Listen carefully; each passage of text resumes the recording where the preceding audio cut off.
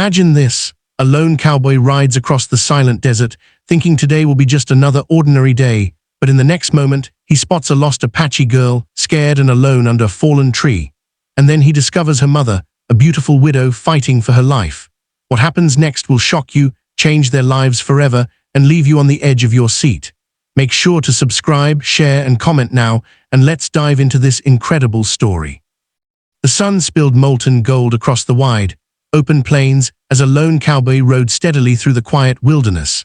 Luke Callahan guided his horse, Dustfire, along a narrow stretch of trail that cut through red rock formations like a winding ribbon. He had spent the past week driving cattle across rugged country, fighting storms, wolves, and loneliness. But nothing in all his years of wandering the frontier prepared him for the small shape trembling beneath a fallen juniper tree.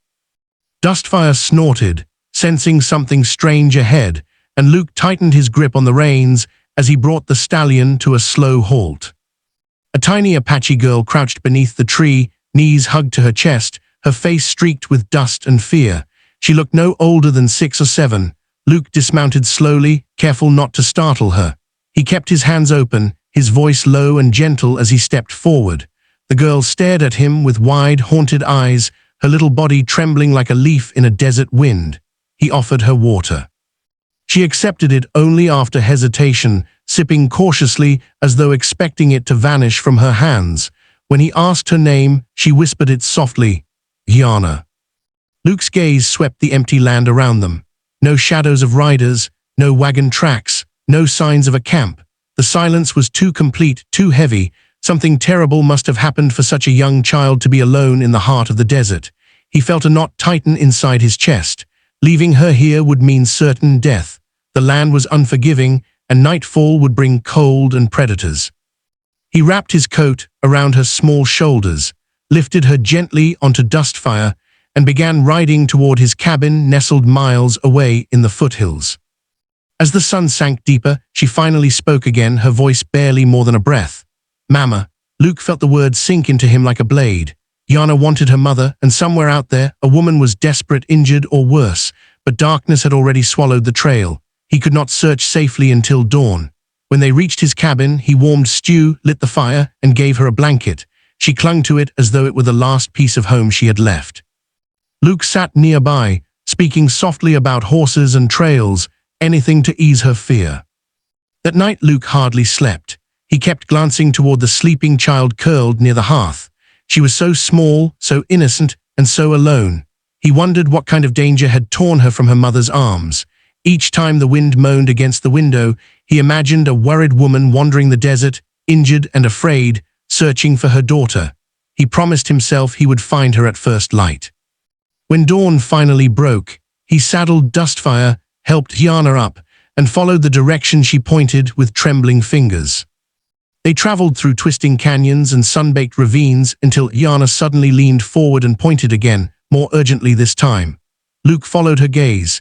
Near a cluster of rocks lay a collapsed figure, a woman dressed in Apache clothing, her breath faint, her body still.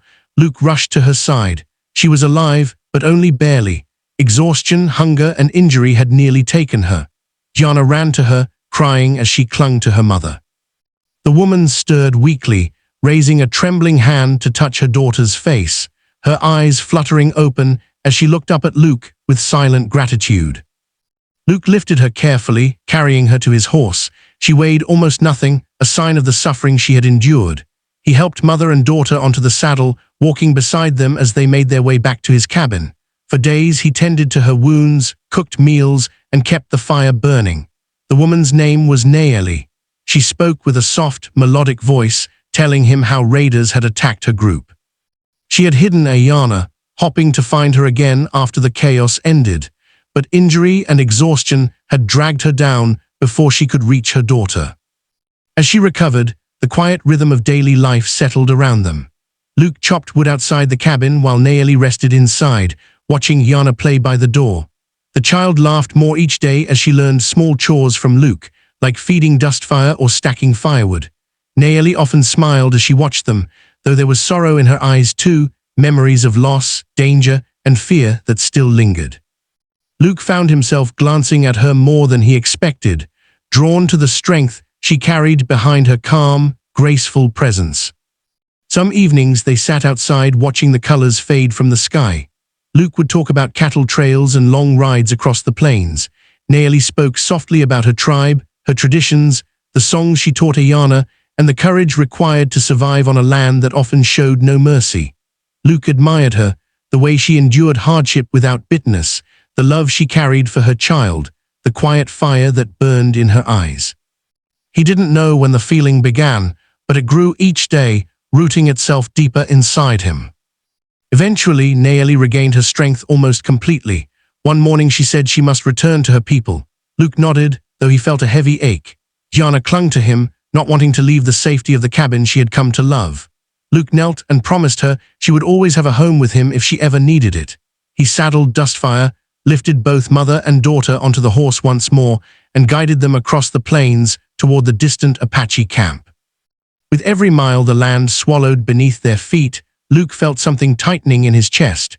It was the feeling of losing something he didn't want to let go, something precious, something he wished he could keep close forever.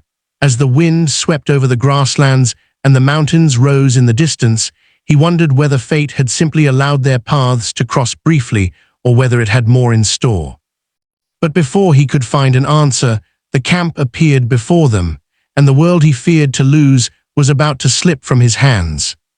As they neared the Apache camp, several warriors rushed forward, recognizing Nayeli instantly.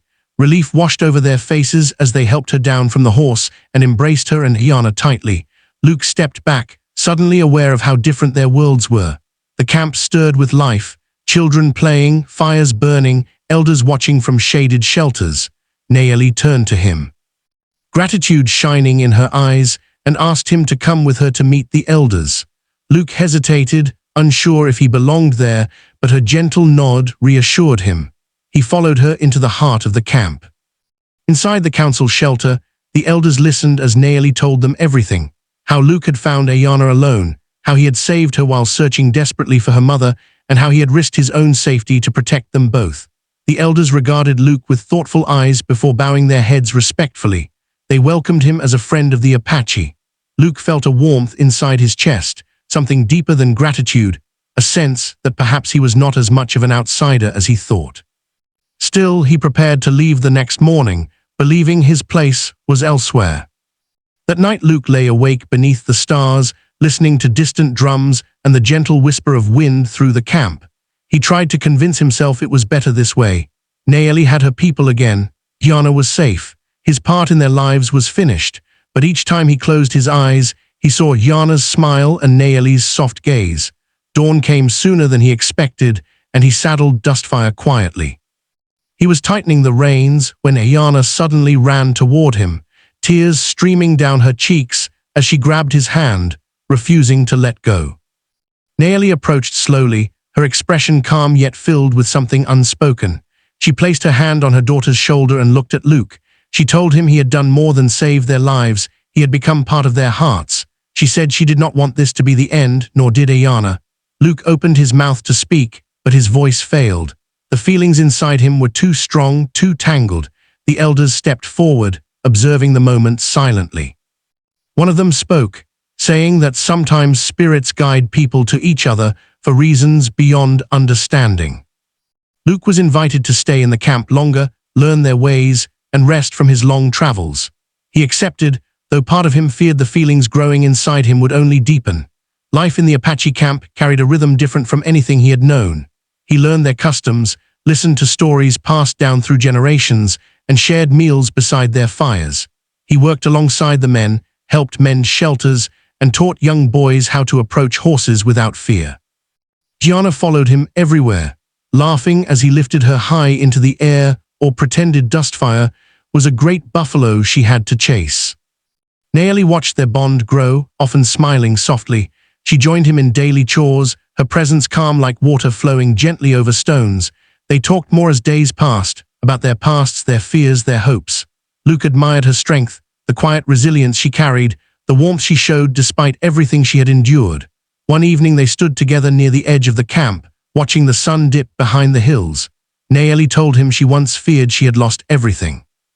Luke told her she had given him something he didn't know he was searching for: purpose. Weeks passed like this, with Luke becoming more a part of the camp than a visitor.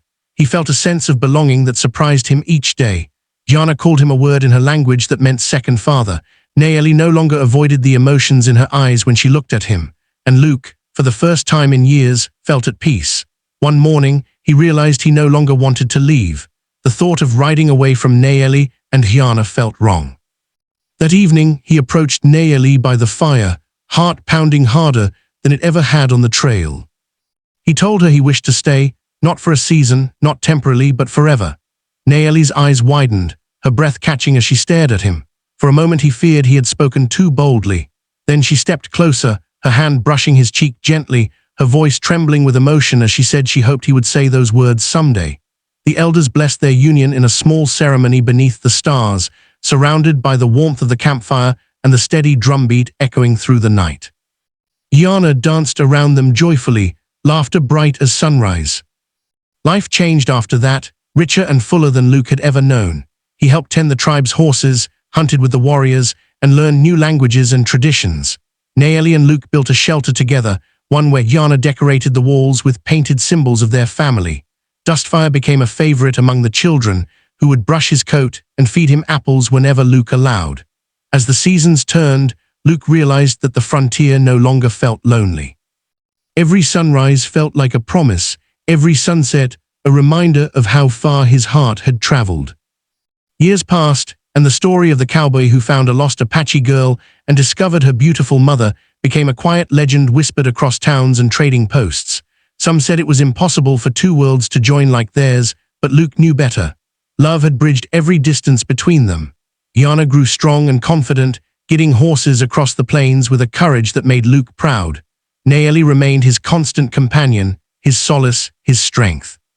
Together they faced storms, hardships, and joy, knowing that fate had brought them together for a reason. Their bond became a symbol of unity in a land often divided by fear and misunderstanding. Luke taught the tribe new skills he learned from his travels, and in return, they taught him wisdom deeper than any book could offer. Some nights, as they sat by the fire and Yana curled into his lap, Luke looked at Nayeli and realized the truth. He had not simply built a home here. He had found a family, a love that rose above hardship, a future forged in fire and hope. And in the vast stillness of the Wild West, his heart finally found its peace.